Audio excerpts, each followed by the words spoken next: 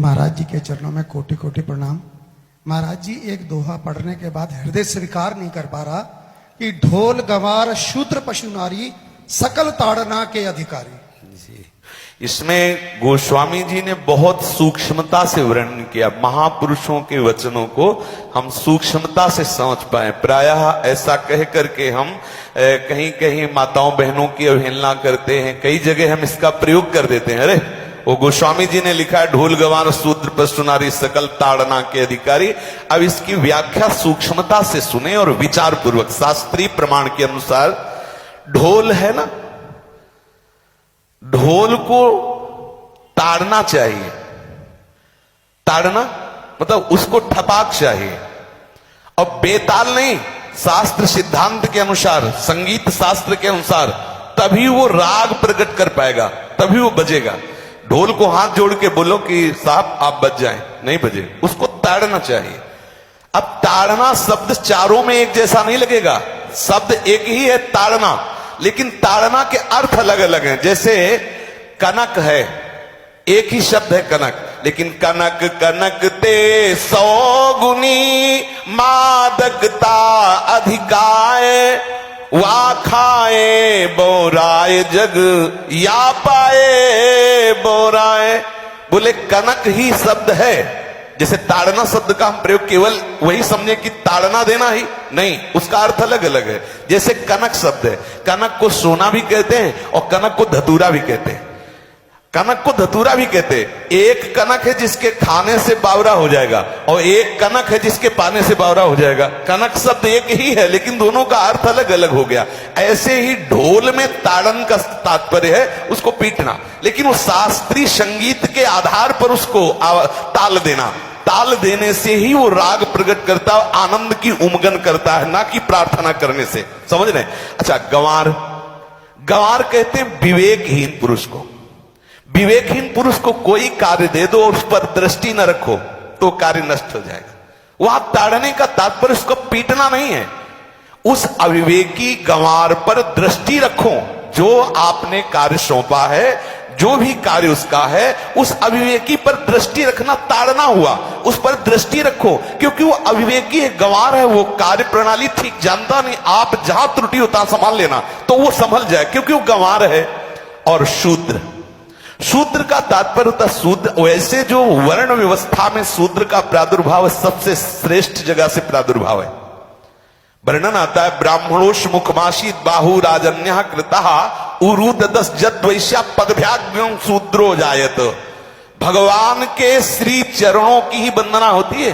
प्राय आपने देखा सबके श्री चरणों की, और शूद्रों का प्रादुर्भाव श्री चरणों से हुआ है। कोई ऐसा न समझे कि शूद्र का मतलब निकृष्ट होता है। यहां शूद्र का तात्पर्य जब से किसी से कहते हैं कि शूद्रवत आचरण करता है, मतलब शास्त्र विरुद्ध, सदाचार के विरुद्ध आचरण करना, शूद्रवत आचरण की तरफ संबोधन किया जाता है। यहां कहा गया कि शास्त्र की सम्मति, शास्त्र के शासन के अनुसार आचरण हो, सदाचार परायण हो।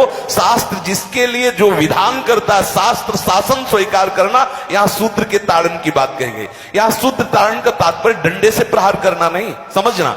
और जो चौथा कहा गया नारी, अगर स्त्री को हम ये कहें कि ताड़न से ही वो केवल काबू में रहती है, तो राष्ट्र में अपने प्रसिद्ध लक्ष्मीबाई जैसी कोई सामर्थ्यशाली वीरांगना, कोई वीरों सामने बड़े बड़े वीरों के दांत खट्टे कर दे, ऐसी बहादुर सिंहनी हुई, अंग्रेजों के दांत खट्टे कर दिए। अगर कोई समझे कि नारी केवल ताड़ने के लिए है तो उसकी मूर्खता है।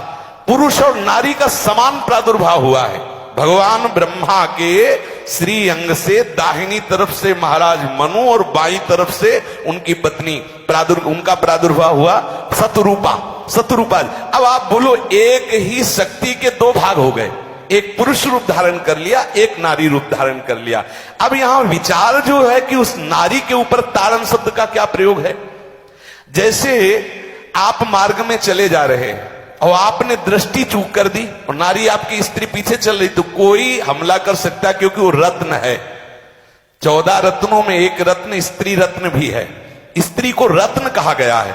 भगवान श्री राम जब वनवास में जा रहे हैं तो सिया जी को आगे नाव में जब चढ़ाना होता तो पहले सिया जी को चढ़ा, सीए चढ़ाई चढ़े रघुराई, पहले आगे। दृष्टि रखो, दृष्टि चूक गई तो रत्न है।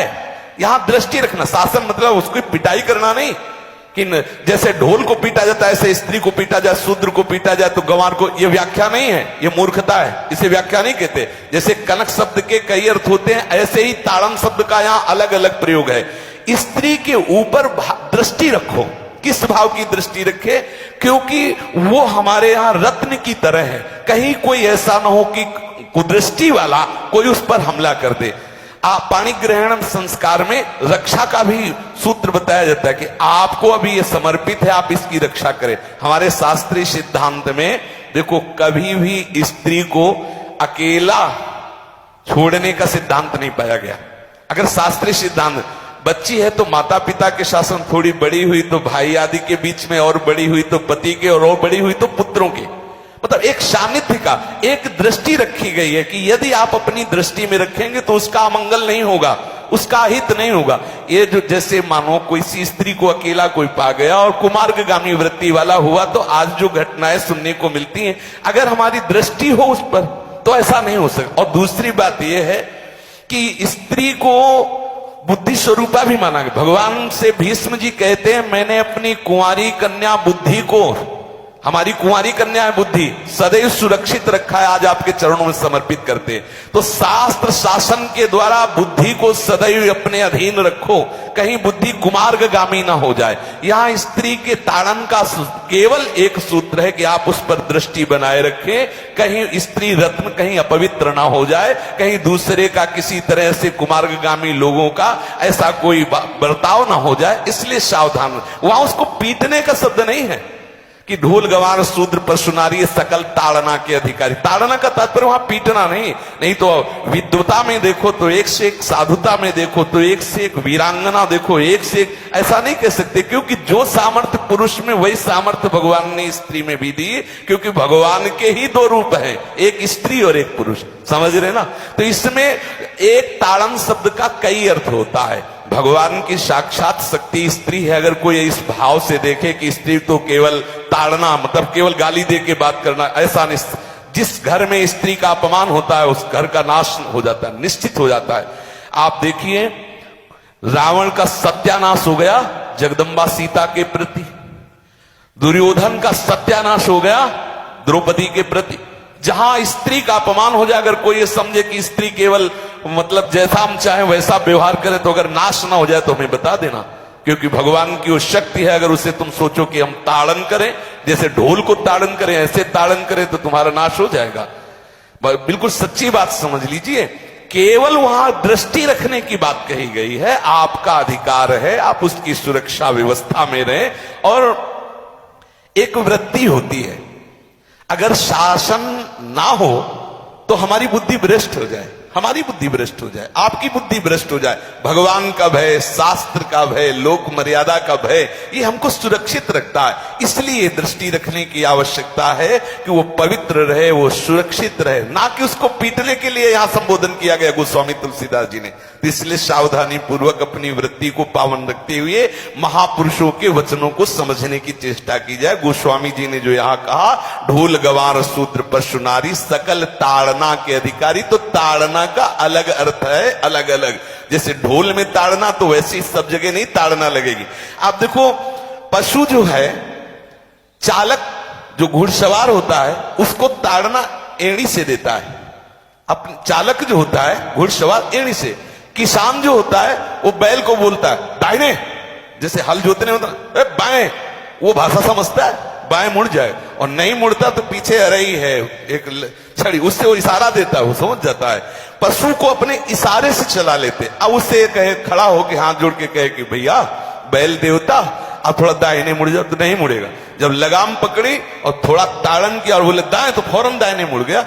आप देखो, जो बैलगाड़ी चलाते हैं, घोड़ा गाड़ी चलाते हैं, ऊंट चलाते हैं, तो पशु शासन के द्वारा उसको इशारे से किधर चलना है उसको इशारा बता दो। अलग अलग जगह इस ताड़न शब्द का अर्थ प्रयोग किया गया है।